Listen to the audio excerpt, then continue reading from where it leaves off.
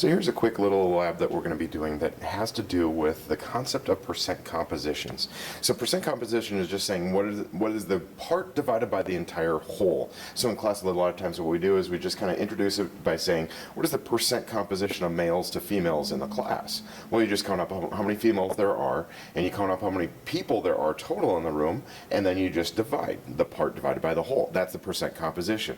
Now we can do this with a lot of different things, and so one of the examples that we do in classes be with a bag of M&Ms. Okay, so just real quickly we're going to be taking a look at what's the percent composition of M&Ms within a bag that we might find. So I just go around to different groups, and I'd say, okay, out of this one bag, here's sample number one. Okay, so I want you to just take a look. This is one sample. What's a percent composition of the different colors that you'd find from this sample? Okay, I didn't say it's the entire bag, it's just a sample from the bag. Now, let's take a look at sample two. Sample two, we have a different percent composition because I'm just going through and I want to see what's the percent composition of this sample. Now we're going by different colors, and you're going to be telling me what the percent composition of each sample based on colors. So here's sample number three. Okay, so you can see all the different colors in there and the different amounts. Again, I'm just grabbing at random. Sample three.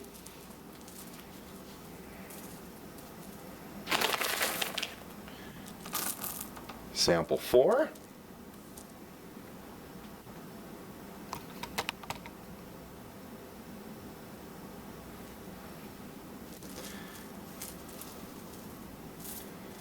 I want a percent composition for sample 5.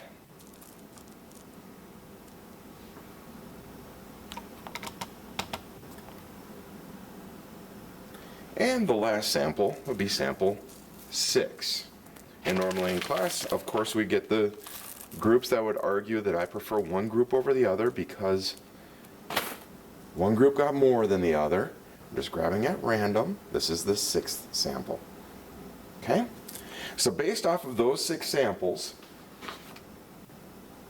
I want you to be able to fill out this data table. Okay?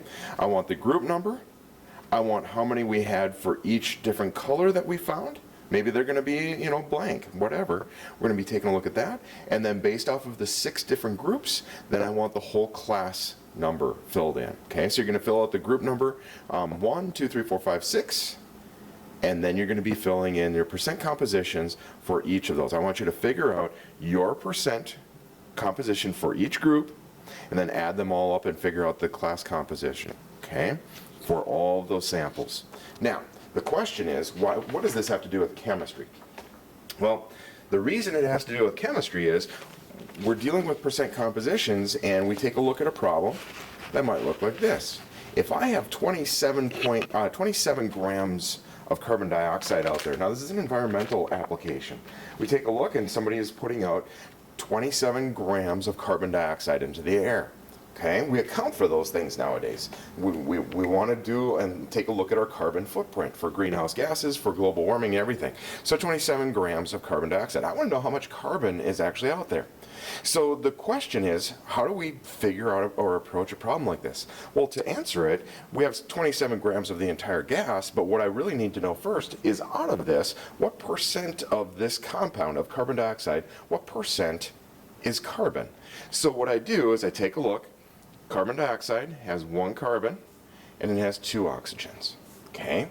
Carbon has, when we're looking at 1 mole's worth of carbon, carbon has a formula mass of 12 grams. Okay?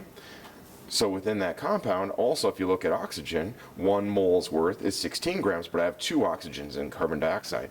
So 2 times 16 is 32. So I know if I have a mole's worth of carbon dioxide, it would have a formula mass of 44 grams. Okay? Well, what does this have to do with the M&Ms? Take a look. We got the part divided by the whole. If we have a mole's worth of carbon dioxide, I would then say I have 12 grams of carbon dioxide, or of carbon, for every 44 grams of the compound. Okay? Well, what is that for percent? That ends up being 27.3% of the compound is carbon. Doesn't matter how much of the compound I have, it just tells me of any sample size of carbon dioxide, 27.3% is going to be carbon. Now I went down to the 10th place. If you take a look at significant figures, I only have one here, but we're just getting as accurate as possible, so if I go 27.0, whatever.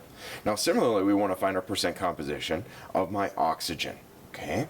Well, I'd say 32 grams of oxygen for every 44 grams of the compound. What is that for percent? That ends up being 72.3%. Okay?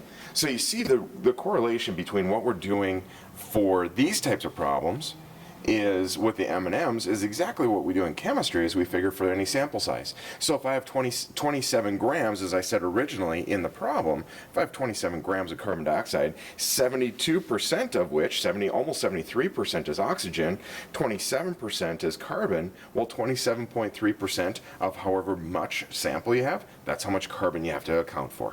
So you see the correlation between a lab where we're looking and just figuring out percent compositions from here, okay, just with any sample. It's just figuring out how can you determine how much or what the percent composition of any sample is. If I just do that, you can see the link to what we're doing in chemistry, and we can use this for other things like an empirical formula, for finding the molecular formula. We use it as a fingerprint for that particular sample.